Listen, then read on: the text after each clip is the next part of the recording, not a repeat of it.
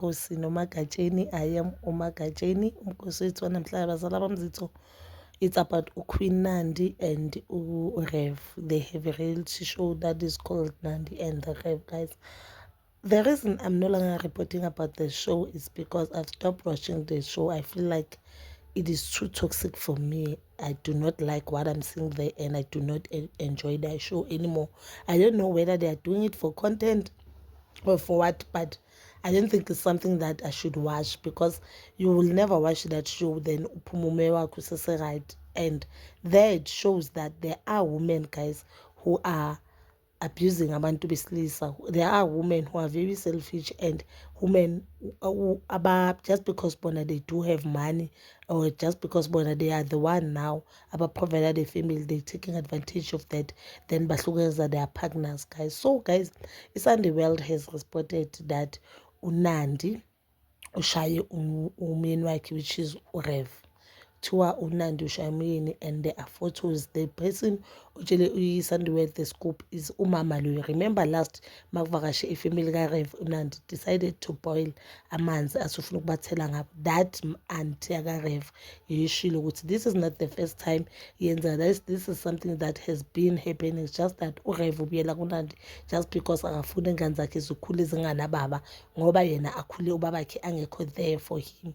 So yinto eyenza ukuthi uNandi manipulate and adlale ngama-feelings kaRev. So this time kuthiwe uRev beka there, the fight started happening, and family members, they will also witness the fight. So Rev posted the picture le postile la, that is the evidence that he took, so that the anytime asafuna ukuphuma or the day afuna ukuvula icase azokwazi ukuvula icase, guys. Yabo mina I just feel like as much as umuntu mahlukumezeka, umuntu wesimama ahlukumeza, the same energy that we pour there, we should also pour here. The same energy besicomplaina ngayo about isencane lengane siyacela, and uThando show the way siyacela bakahlukumeza uThando. I feel like this is worse than that thing, because there besibona siyacela indlela akhuluma ngayo ukuthi abambe induku athi uzokhuluma nami, but we've never seen it getting physical. And uThando has been saying lento le ayenzeki, angithi akayenzi acela, but umnikazi kumele asho bekathi akayenzeki. Okay, ngiyaphusisa khona la khona, remember before the last season khona la kuthiwa khona kwamphakamisela isandla, you understand ne? But this one, guys, I feel like it's worse. I don't know ukuthi ngifeel ngathi worse because it's currently playing, and mhlambe siyacela noThando ezinye ngizikhohliwe, but I feel like it's worse. I feel like it's worse because ingane zahlukumezeka, ubaba uyahlukumezeka. The relationship is not healthy for everyone, but it's only benefit to Nandi. I've seen abantu abaningi they are saying uNandi there's nothing wrong ayenzayo, nobaba makaphakamisa amakazi. So are we saying indoda yakho uma uyithola isebenza kusebenzele for years, then the day iphelela umsebenzi kusho ukuthi kumele uhlukumeze? Is that the country that we want? Now we are fighting for ukuhlukumeza abantu besimame, we are fighting ukuhlukumeza abantu babantwana, we are fighting ukuthi abantu in the LGBTQ community. But us fighting that thing, we are not saying abantu besilisa kumele bahlukumezwe.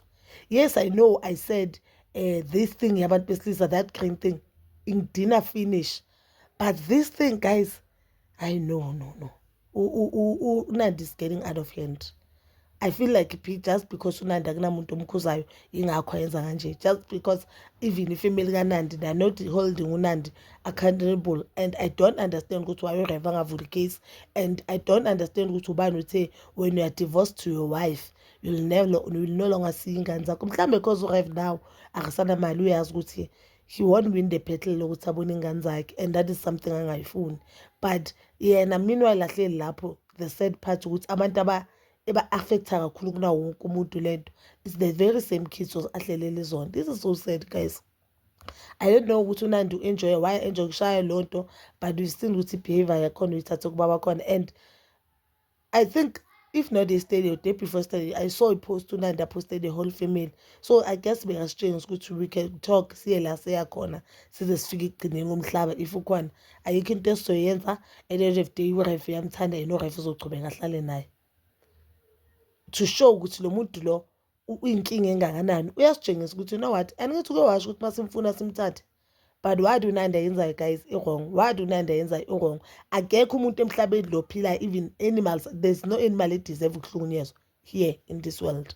Ayikho, whether it's female, whether it's male, whether u-transgender, whether uthena decide ukubiza ama-pronouns wakhe watshintshile. Akekho umuntu lemhlabeni deserve ukuhlukumeza omunye umuntu.